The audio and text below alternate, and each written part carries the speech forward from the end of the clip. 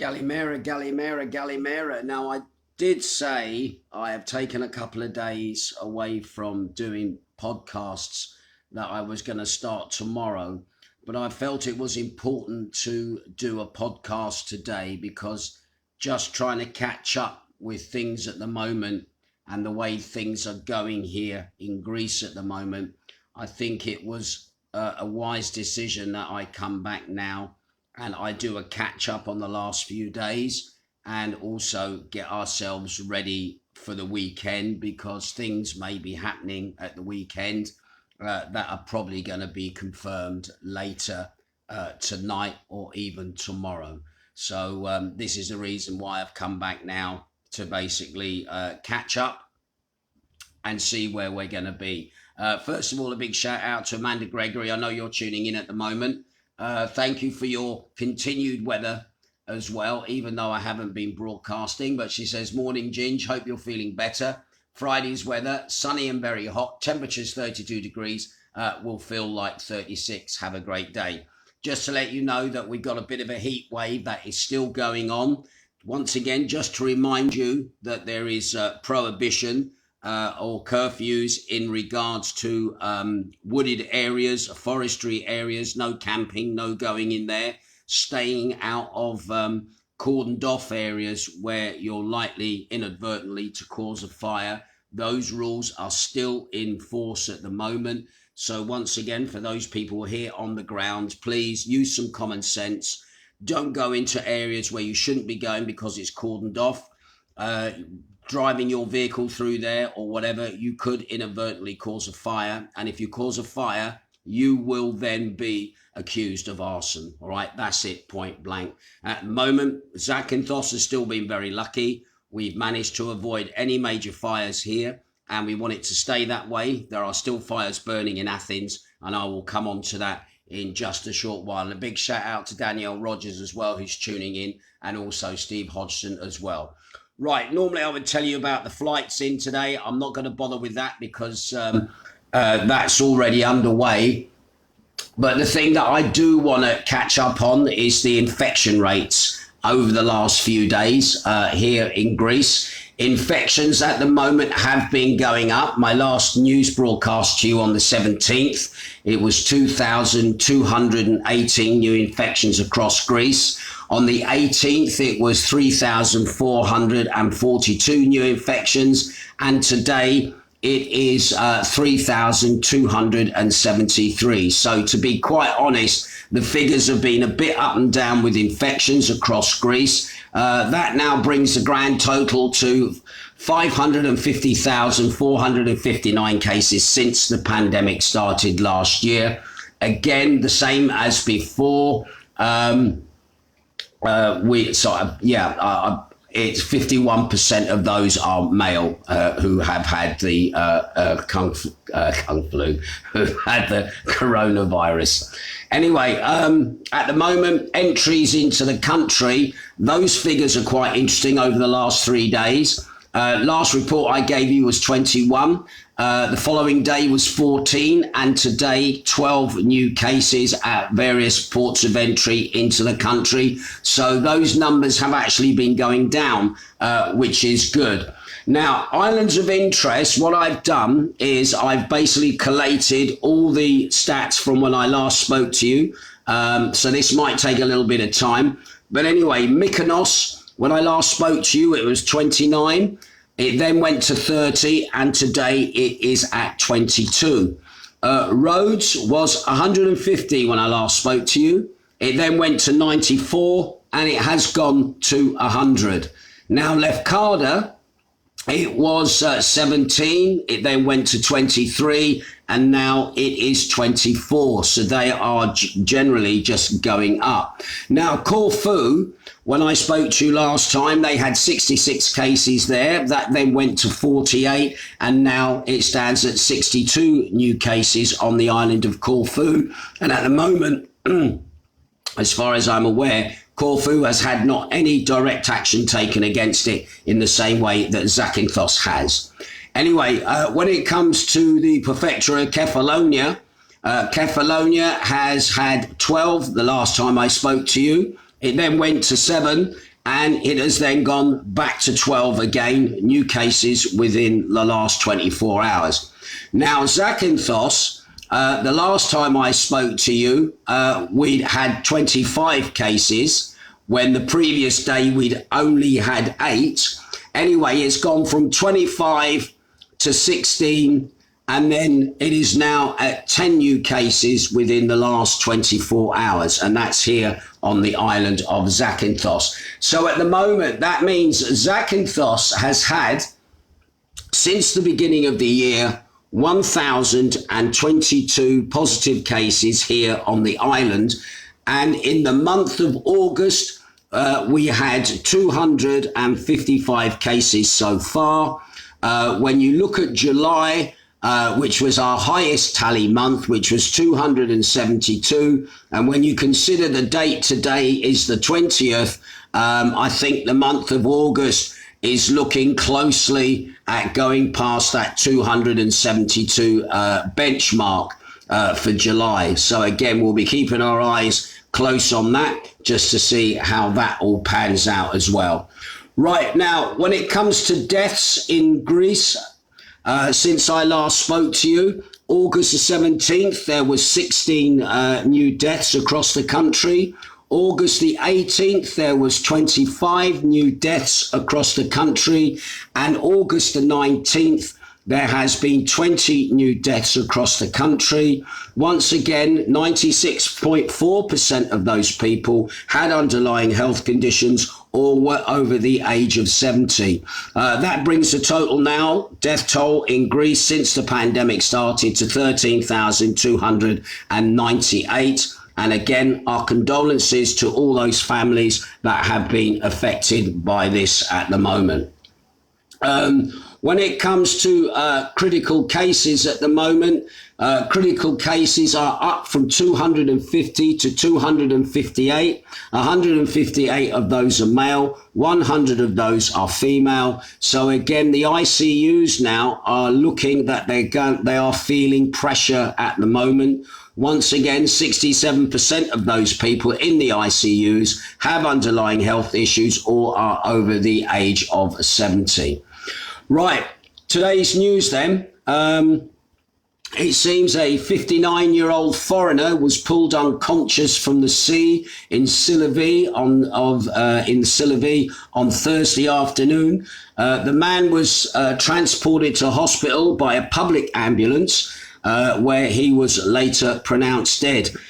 Preliminary investigation is being carried out by the Port Authority, and our condolences to his family. It's not sure or hasn't been reported whether the man was here on his own or whether he, was on with family. But once again, no nationality has been given for the gentleman either. Right, this is the story at the moment that is causing a bit of a buzz. This just came out literally a couple of hours ago. Greece's South Aegean islands were marked red on the European Centre for Disease Prevention and Control's COVID-19 map on Thursday, after a rise in infections, meaning all but essential travel to and from the region is discouraged. Now, once again, we're talking about the European. We are not talking about the British. We have our own system. But as far as European countries are concerned, once again, we are not in Europe anymore. They are now discouraging travel to certain areas. Now, a cluster of 13 islands includes Greece's most popular destinations for foreign tourists. They are Mykonos, Santorini, Rhodes, and the Ionian Islands, of which Zakynthos is one of them, which combined draw millions of people every summer. Now, Greece had relied on promoting COVID-free islands to draw visitors back this summer, hoping a rebound in international travel would resuscitate its vital tourism industry after the worst year in decades in 2020. Anyway, despite a strong June in terms of arrivals, uncertainty still remains over the season and how the season will unfold. Anyway, Manos Markopoulos, the president of the Hoteliers Association of Rhodes, he said, we're waiting to see how the tourist market will react. He said that more than 90% of tourists are from abroad, referring to the EDC's decision, the EDC as an agency of the European Union. Now, remember that Germany and Britain are the biggest sources of visitors to Greece. The dark red zones on the EDC map help to distinguish very high-risk areas and also help EU member states uphold rules requiring testing on departure and quarantine upon return. Last week, it downgraded Crete, Greece's biggest island, and also Zakynthos was also downgraded, which was another popular destination, to a dark red zone. So again, once again, just remember this, that is the Europeans, not Britain at the moment. So don't panic, all right, if you got holidays booked. It's just Europe doing its own thing. Zakynthos at the moment is still in the amber at the moment. So for those people coming on holiday here, if you're double jabbed, there's no problem. You can come straight over. Once again, if you'll be required to test before you leave.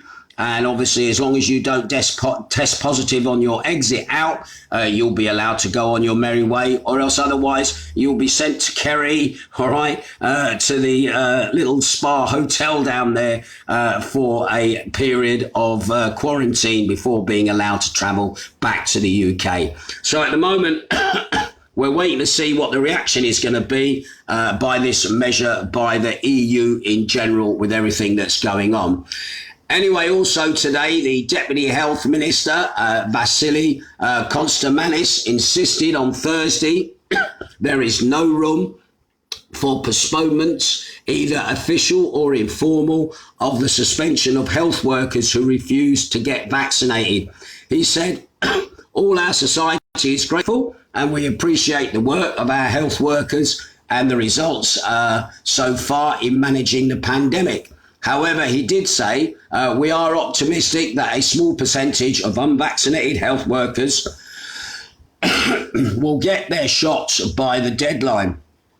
His announcement came 12 days before the expiration of the deadline given to hospital staff and workers at the health facilities around the country to get inoculated with at least one dose of the vaccine. For those who are not vaccinated, he said, I want to make it clear and unequivocally that the law will be implemented. The Greek Parliament has legislated and the obligation of the state to implement the law itself is evident, he said. Now, once again, we're talking about health workers here, working within the Greek NHS and healthcare systems, as well as the care homes. We're not talking about workers at the moment working in tourism, etc. But at the moment, it looks like they are still insistent that they want healthcare workers to have the vaccine, whether they want it or not, considering that 90% of health workers are already vaccinated and they've had the biggest uptake of the vaccine in comparison to other jobs and other trades. They still want that other 10%.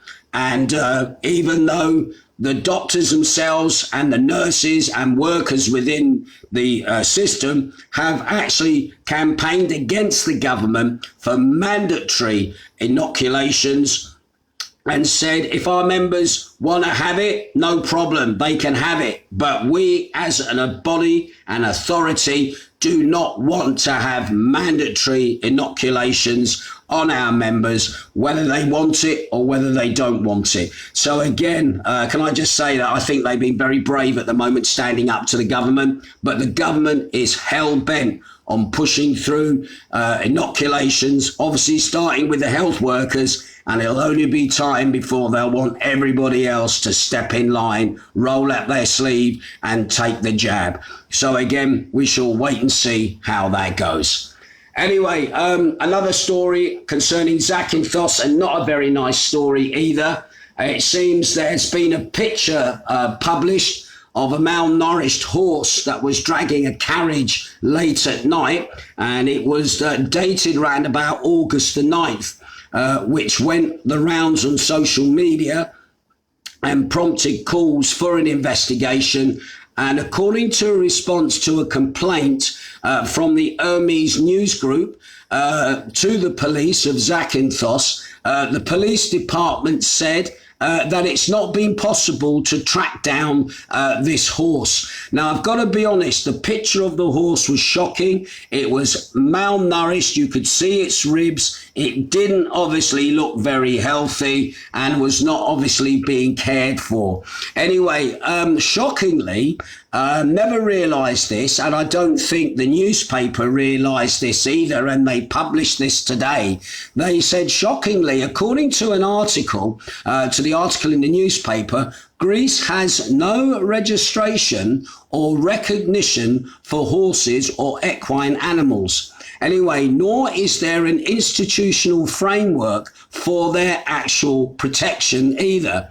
So they said, in response to our letter to the police, and because we consider it very possible that the animal has been removed from Zakynthos, we requested an investigation as to who transported the live animal, because to transport live animals under the current legislation, records have to be kept and submitted to checkpoints, specifically from the Port Authority, on the departure of live animals leaving from the island. So anyway, that obviously there's been no reply. However, the newspaper said, and I agree with them 100%, it said it's another bad image for Zakynthos, which proves to be another place of animal abuse. And once again, can I just thank the Hermes News for just being very honest and open about what you've said there, because I know a lot of people will be rushing to defend the horse and cart men. It's like everything else. Some of them look after their animals, some of them feed their animals and take great care of their animals and treat them with great dignity. However, there are always, as in life, those that don't give two shits and use the animals as a form of machine, walk it till it drops and then just get another one. And normally the responsible owners will have nothing to do with these people. And I know it's a pretty close-knit circle, the horse and carriage men. And trust me, I think they would take matters into their own hands to make sure that either the horse is taken care of or the individual who owns the horse is taken care of as well, if you know what I mean. But anyway, again, not a good image to be promoting Zakynthos on the world stage. Anyway, going back to fires at the moment, it seems major wildfires have decimated a pine forest and burned homes northwest of the Greek capital, and it has appeared somewhat abated, and we're now into Friday, although hundreds of firefighters were still working to fully contain the blaze. I remember talking about this fire just a few days ago. The fire is near the village of Villa, which is about 60 kilometres or 40 miles north of Athens, and that broke out on Monday, one of the hundreds of wildfires that have been burning across Greece this month. Now, on Friday morning, 461 firefighters, including 143 from Poland, 166 vehicles, 4 water bombing planes and 4 helicopters were fighting the fire, according to the fire department. Anyway, the Citizens Protection Minister, Mr. Kyriakides, said on Thursday night that the greatest part of the fire had been contained, but the blaze was still not yet under control. He also said firefighters had been facing particularly tough conditions, including the lack of access roads into the dense forest, high temperatures, dry conditions, and constantly changing winds. Now, Greece's wildfires come in the wake of the country's worst heat wave in about 3 decades that left shrubland and forests parched. The causes of all fires have not been officially established, although there's more than a dozen people have been arrested on the suspicion of arson. Anyway, the blazes have stretched Greece's firefighting capabilities to the limit, leading to the government to appeal for international help, including those through the European Union Emergency Response System, and about 24 European and Middle Eastern countries responded, sending planes, helicopters, vehicles, and hundreds of firefighters. Now, on Thursday, The minister said Romania had offered to send firefighters with vehicles once more after more than 100 who had been operating in Greece earlier this month returned home. Greece had accepted the offer with gratitude. The minister said he did not specifically know how many Romanian firefighters would be involved or where they would be arriving. Now, the intense heat and wildfires have also struck other Mediterranean countries. Recent wildfires have killed at least 75 people in Algeria, 16 in Turkey, and in southern France, 1,200 firefighters have been struggling to contain a major blaze that has forced thousands to flee, killed 2 people and injured 26. Worsening drought and heat have also fueled wildfires in the western United States, which we're not hearing a lot about, I've got to be quite honest, and also in Russia's northern Siberia region. Scientists say there is little doubt that climate change from burning coal and oil and natural gas is driving more and extreme events. So there you go. That's a bit of a catch up on the news at the moment. Somebody's just sent me a little link. Jason Haran, thank you for that. I haven't seen that link. Greece in the red as new COVID cases rise. I've already said that. That's what the European Union is doing at the moment. Don't forget, that's the European Union doing that. That is not Britain doing that at the moment. So our UK tourists at the moment, you are still at the moment very welcome to come. And at the moment, as we have seen at Magdalena's, the Brits are there along with the Dutch. It'll be interesting to see how they're going to react to what's going on, whether any changes will happen with any of the other nations from the EU as to regards coming to Zakynthos. So again, we're going to wait and see how things transpire, how things plan out. Just a quick reminder, yes, tonight, more karaoke. I will be recording my dance anthem show for Beach Radio straight after karaoke tonight. So it's going to be a long night in Magdalena till about 4 o'clock in the morning, getting that show recorded. And once again, can I thank those people who have been supporting the show? It has done phenomenally well on Mixcloud. I just put an update on the stats on the previous show. On there, and again it really has charted very, very well. So anyway, that's it from me. I'm now, shall we say, technically up to date in the stats and in what's happening here in Zakynthos and in Greece. Can I say once again thank you to the people that have come and seen me these last few days at Magdalena's to thank me for the podcast. It's very humbling that people enjoy the podcasts. It keeps them in touch with what's going on. And a lot of people talked about mental health as well, how it's helped them keep a sane side and also give them something to look forward to. Because at the moment, when you just look at the news in the UK of what's going on there seems to be nothing to look forward to. They're even talking about Christmas with no turkeys at the moment. So again, thank you for your comments.